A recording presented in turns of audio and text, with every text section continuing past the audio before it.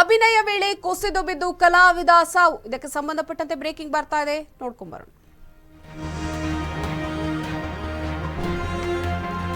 ಅಭಿನಯದ ವೇಳೆ ಕುಸಿದು ಬಿದ್ದು ಕಲಾವಿದ ಸಾವು. ವೇದಿಕೆ ಮೇಲೆಯೇ ಕುಸಿದು ಉಸಿರು ಚೆಲ್ಲಿದ ಕಲಾವಿದ.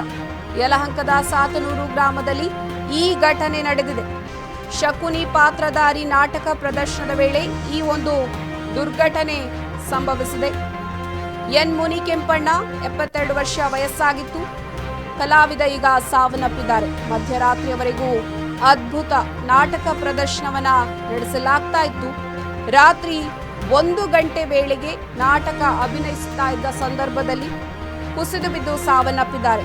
ಹೃದಯಾಘಾತವಾಗಿ ಸಾವನ್ನಪ್ಪಿದ್ದಾರೆ ಅಂತ ಹೇಳಲಾಗ್ತಾ ಇದೆ. ಹುಟ್ಟೂರು ಅರದೇಶನಹಳ್ಳಿ ಅಂತ್ಯ ಸಂಸ್ಕಾರಕ್ಕೆ ಸಿದ್ಧತೆಯನ್ನ ಮಾಡಿಕೊಳ್ಳಲಾಗ್ತಾ ಇದೆ.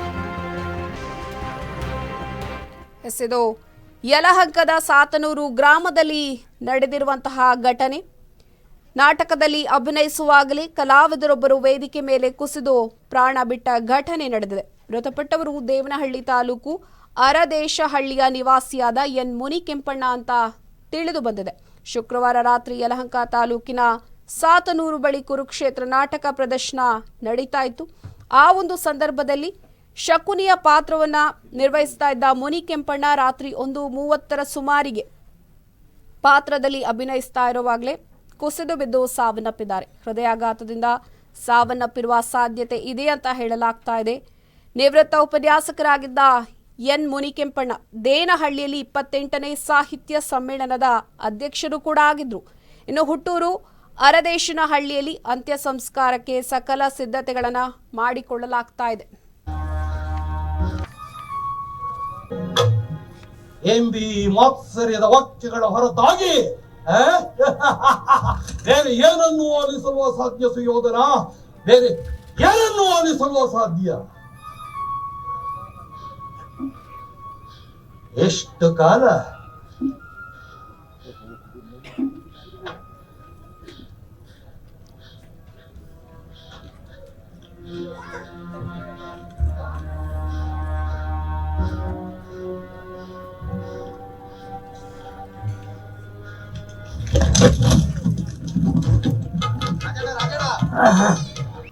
ಎಷ್ಟು ಕಾಲ